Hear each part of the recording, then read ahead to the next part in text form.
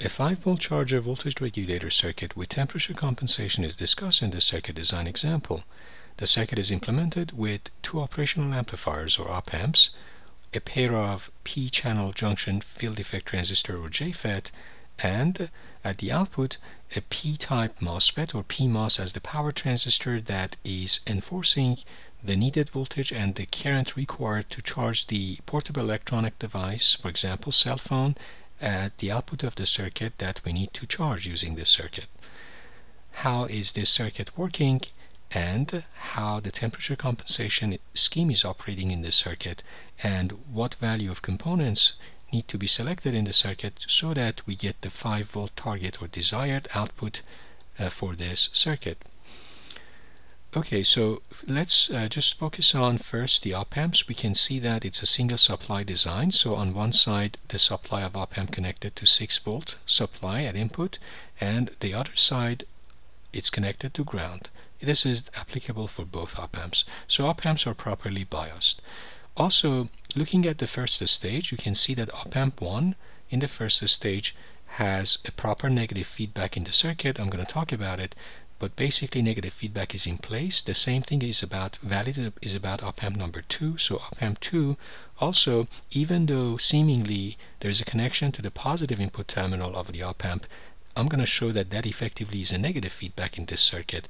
So what I can say in summary, both op-amps are in linear region of operation because they are properly biased and the negative feedback is dominant. So therefore the negative feedback will enforce the virtual short for both op-amps, which means the voltage at the positive input terminal is equal to the voltage at negative input terminal enforced by negative feedback. So if we focus on this first stage, we can see it's effectively trying to implement a reference voltage or a band gap based on JFET.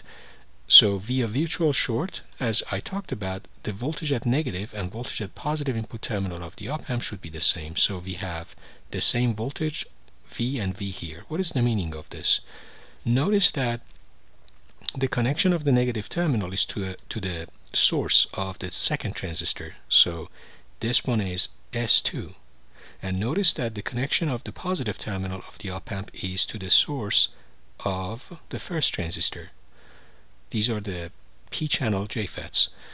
So source is on top, and the current is the current of source drain for the transistors that is enforced by the same value reference current I. So we are enforcing the same source drain current for both transistors. Now the gate is here, and since we have p-type or p-channel JFETs here in this design, in order to have the proper operation, the gate voltage should be above the source voltage, because at minimum gate source, if they are shorted, or basically if VGS is 0, that's the scenario. So when we have VGS equal to 0, we have the maximum current. So IST is max for both transistors. If we want to reduce IST from the max, because JFETs are depletion devices, so max is here. If we want to get less current, then we have to reduce VGS. We have to increase VGS. So as we increase the VGS, IS is reduced. So basically IST goes down from the max value because channel is depleted. If these two transistors were the same exact, then because the same current is enforced, then the VGS would be the same for both of them. Notice that the source of the two transistors are enforced to be the same value via virtual short. So VS1 is equal to VS2.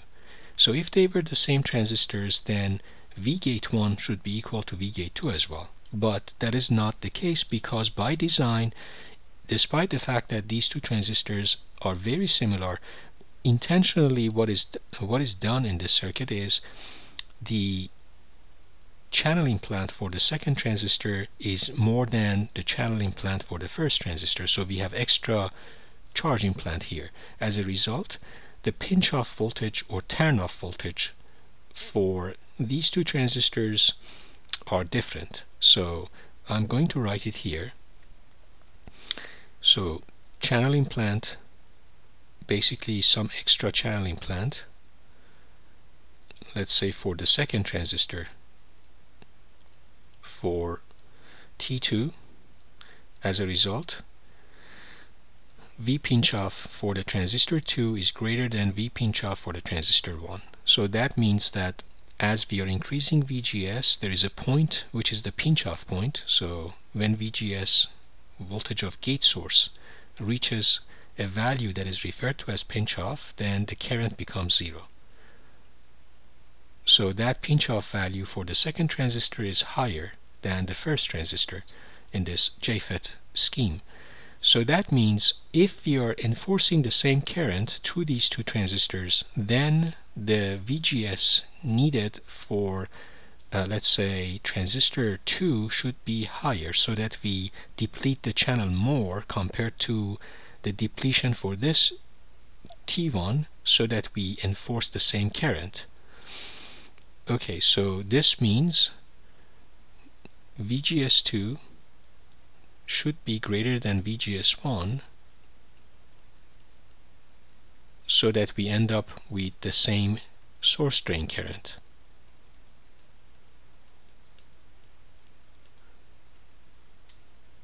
This delta between VGS1 and VGS2 is referred to as delta V. So notice that again the source is the same voltage enforced by the virtual short. So since sources are the same, that means this delta V is basically just V gate 2 minus V gate 1, because the source is the same. Okay, so gate 2 is above gate 1 by delta V, and this delta V is a very physical value, so it's completely controlled by the amount of a specific channel implant that physically is in place, and it's roughly on the order of 0.5 volt in this design. And the nice thing about this 0.5 volt reference or core, let's say, band gap voltage is the temperature variation of this 0.5 volt VG2 minus VG1, or basically this delta V, is very much smaller than what used to be for, let's say, BJTs. So this happens to have a temperature coefficient, negative temperature coefficient, with a value on the order of, say, 120 part per million, and then per degree Kelvin. So what is the meaning of this? It means that from the nominal value of 0.5,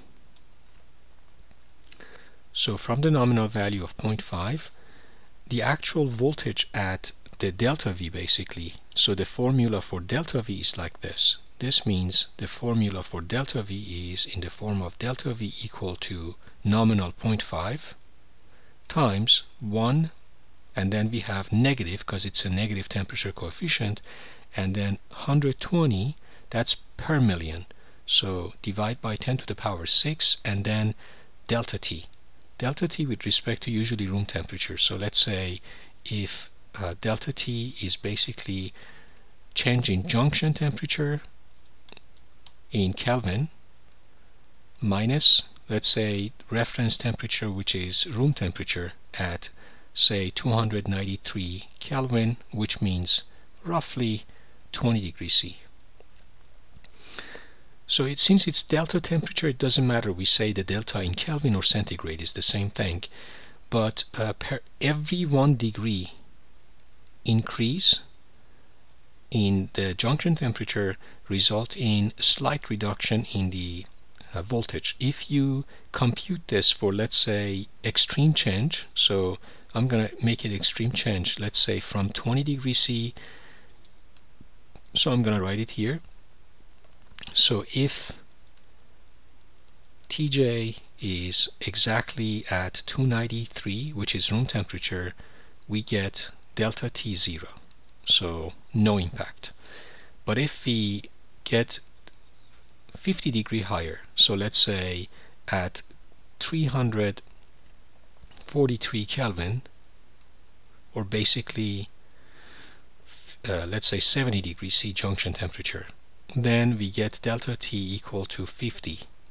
So if we apply 50 here, then I'm gonna say with delta T equal to 50, we get delta V, this value, which is this value for our band gap, becomes roughly equal to 0.5 minus 15 millivolts.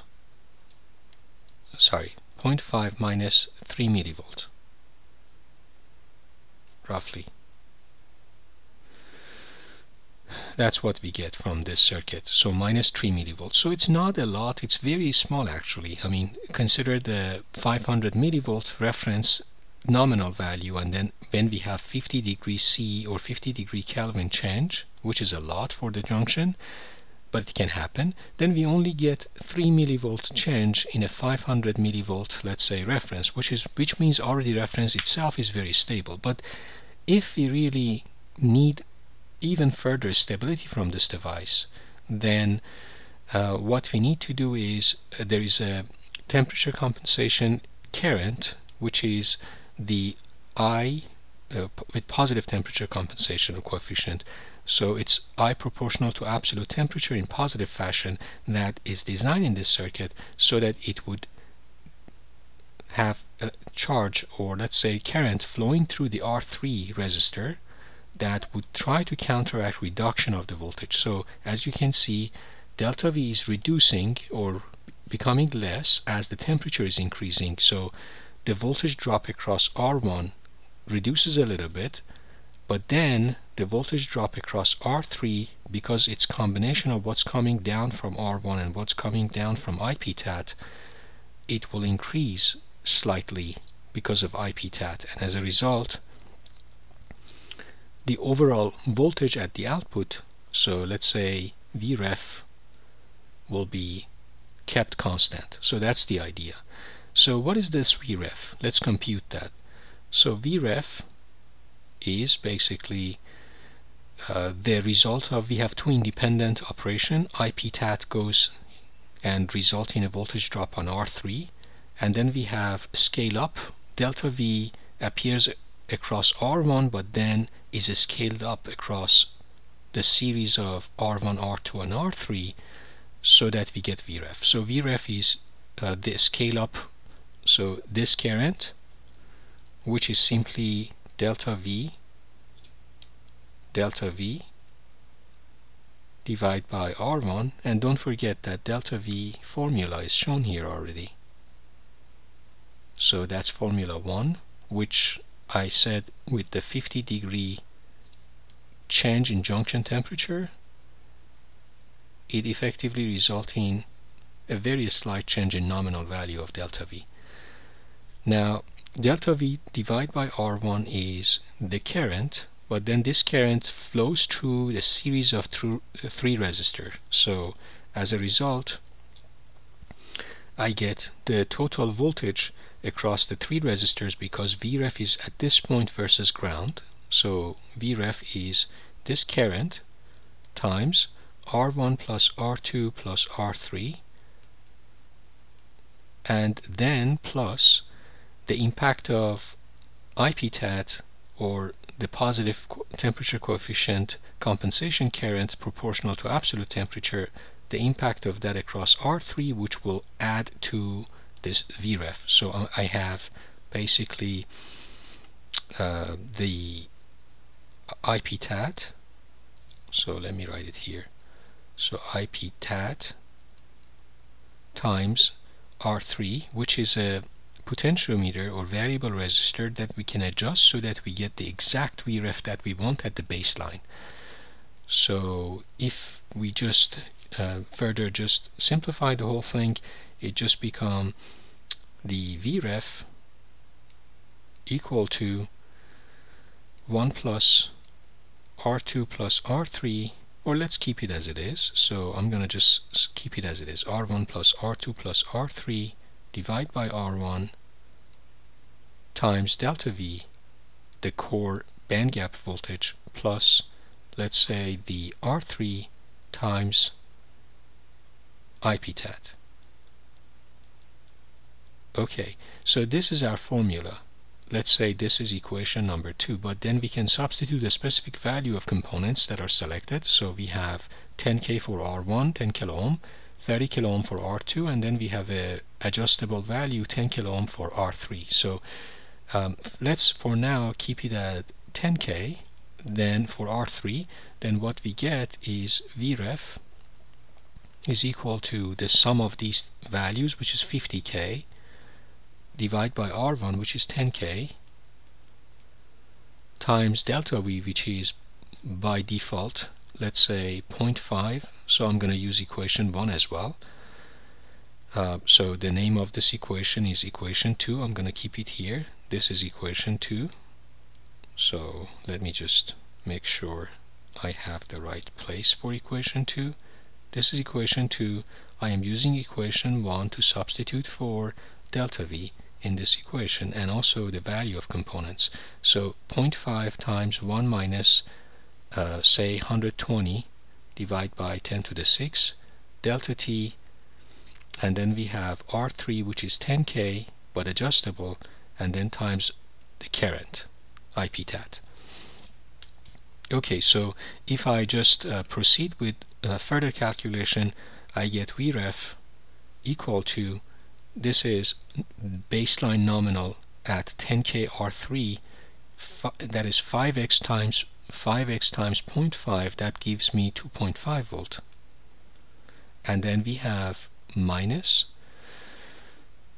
we have 2.5 times this coefficient here, so we get 2.5 times 120, which will give us, I think it will give us 300. So that would be 300 divided by 10 to the 6, or basically 0.3, I believe 0.3 millivolt times delta T.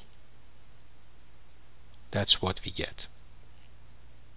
Let me make sure I'm not missing something here. So just to make sure I am at the right, yes, I think it's correct. So we get minus delta T, and then that's the formula plus 10K times the IPTAT. Okay, so this is the compensation. So this is the temperature compensation.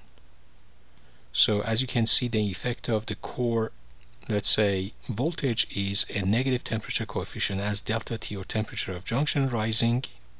So as it is increasing, then because of negative sign, this is trying to reduce the nominal 2.5 volt, and then the positive side from IPTAT try to counteract this one, and effectively the overall thing hopefully becomes equal to 0. So we get 2.5 volt, very stable and flat at the reference voltage.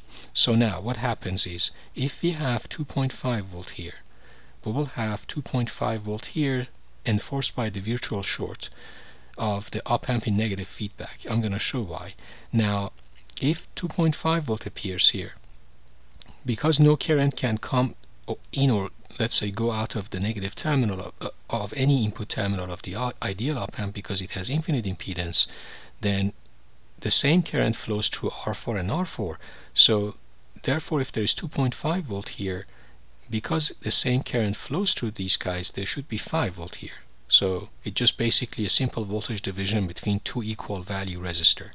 So at the midpoint we get 2.5. So at the top point we have 5 volt, which is at the output. So output is 5 volt. Now why this circuit is in negative feedback? The reason for that is, the circuit in negative feedback is because of this. Imagine somehow suddenly the current increases, or as a result of that the voltage goes up. If the voltage goes up via this voltage division, whatever increase in voltage is sensed also at this node. So voltage going up will result in this node goes up as well, which means the voltage of positive terminal increases compared to negative terminal. The moment it happened, because of very high open loop gain of the op-amp, output voltage also immediately jump, and when output voltage jump, it is the gate of this p-type MOSFET, which source is on top, drain is here. So when the gate increases, then the VGS drops, which means the current of this enhancement device is dropping now, because it is exactly in the reverse order operation of the JFET p-type. JFET is a depletion device. When VGS is increasing, as a result, the let's say for the enhancement device, the current is decreasing. In this case, we have a PMOS, or let's say p-channel enhancement device, in which when the gate source is increasing, as a result of that we have less channel, and therefore we have less current. So when the voltage increases because of some increasing current, the output voltage jumps, reduces the VGS, which is a let's say VGS is a negative value compared to a positive value VGS for depletion device, and as a result the current goes down, and hence the voltage is trying to drop by reducing the current. So connection to positive input terminal is the right connection. It's effectively a negative feedback in the circuit. Now with proper selection of the MOSFET,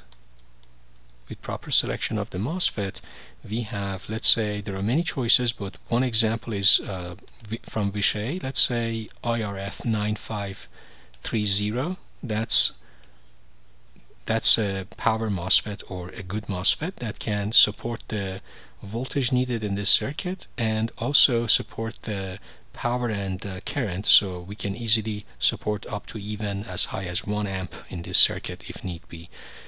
The two capacitors here, one tantalum, let's say 82 microfarad or 68 microfarad, or let's say 66, 70, all of them work, is an important choice. These two capped together enables a stabilized circuit, avoid oscillation. This one is, as I said, a sort of electrolyte by tantalum small cap. This one is a aluminum, let's say, electrolytic capacitor that is larger one, 1 millifarad or 1000 microfarad, on that order. So these are just for practical purposes to make sure that we have a stable voltage at the output of the circuit. These two guys are the one that enforces the escaped version of the 2.5 volt, these two resistors. So with the selection of R4B equals to, say, 180 kilo ohm, we are now enforcing 5 volt at the output. If you're interested in having other voltages, then we can adjust the value of, let's say, these two resistors in such a way that we scale up 2.5 volt to whatever you desire at the output of the circuit.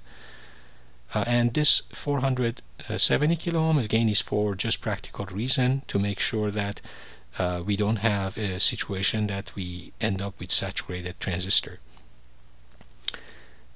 So I hope that this circuit analysis and evaluation of operation of this 5 volt charger voltage regulator is helpful in terms of understanding how a combination of, say, a reference band gap based on JFET and a second stage that uses the reference voltage that is highly compensated, properly compensated, let's say, for temperature, is then enables us to get the 5 volt fix with the proper current at the output of the circuit. As I said, for the resulting formula at the output, we have this formula, and it's just a matter of properly designing IPTAT so that the result of negative 0.3 millivolt times delta T is counteracted by, say, the IPTAT times 10 kilo ohm, which is a very reasonable thing, requiring on the order of few microamp or on the order of microamp delta current for the IPTAT as a function of, let's say, temperature, to counteract the effect of negative reduction, or basically reduction in the voltage because of the operation of JFETs. Okay, so I hope this example is helpful in terms of showing how this circuit is working. Thanks for watching.